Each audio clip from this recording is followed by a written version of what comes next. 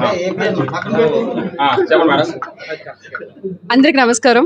అనకాపల్లి జిల్లా చోడవరం మండలంలో జరుగుతున్నటువంటి రోలుగుంట గ్రామంలో జరుగుతున్న గౌరీ పరమేశ్వర్ల జాతరకి నన్ను ఆహ్వానించడం జరిగింది. ఈ రోజున ఆ పరమేశ్వరి అనుగ్రహంతో నేను ఆ జాతరలో పాల్గొనబోతున్నాను. అందులో భాగంగానే ఈరోజు district YSR Congress party president Gudivada Amarnath గారు వాళ్ళకి ఇంటికి రావడం జరిగింది. వాళ్ళ కుటుంబ సభ్యుల్ని వారిని మర్యాదపూర్వకంగా కలవడం జరిగింది. సో చాలా సంతోషంగా ఉంది ఈ జాతరలో పాల్గొనడము. అలాగే జరుగుతున్నటువంటి అన్యాయాలన్నీ కూడా చూస్తూ ఉన్నాము. దేవుణ్ణి కూడా అడ్డం పెట్టుకుని ఎలా రాజకీయాలు చేస్తున్నారో ఈ కూటమి ప్రభుత్వంలో మనం చూస్తూ ఉన్నాము.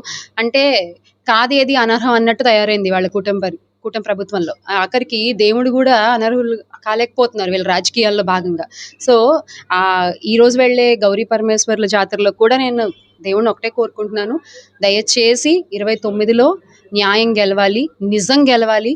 ప్రజలు ఆల్రెడీ అర్థమవుతోంది వాళ్ళకి ఎటువంటి కళ్ళబొల్లి హామీలు చెప్పి ఇప్పుడున్న అధికారంలోకి వచ్చారు, ఎలాంటి మాయమాటలు చెప్పి అధికారంలోకి వచ్చారు, ఎలా మోసం చేసి అధికారంలోకి వచ్చారని ప్రజలకు అర్థమైంది.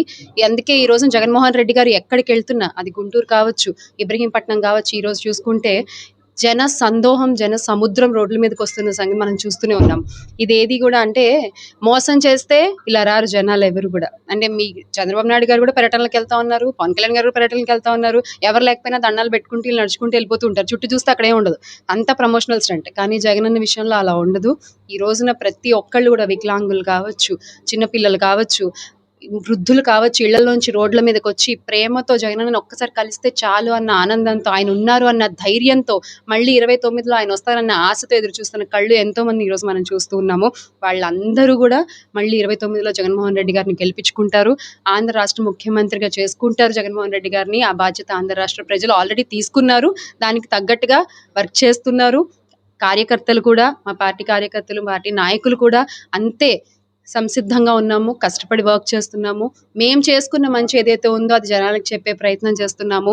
మేక్ ఆంధ్ర గ్రేట్ అగైన్ అంటూ అన్న చేసిన మంచి పనులన్నీ కూడా మనం ప్రజలకు చూపించే ప్రయత్నం చేస్తున్నాము. అన్నీ కలగలిపి దేవుని ఆశీస్సులతో మళ్ళీ అన్న గెలవాలి, జగన్మోహన్ రెడ్డి గారు ఆంధ్ర రాష్ట్ర సీఎం అవ్వాలనే కోరుకుంటూ, ఈ కూటమి కుట్రలు బద్దలవ్వాలి, ఈ కూటమిని అధికారం నుంచి దింపాలి అనే విధంగానే ఈరోజు ఆ దేవుని కూడా ప్రార్థించడం జరుగుతుంది.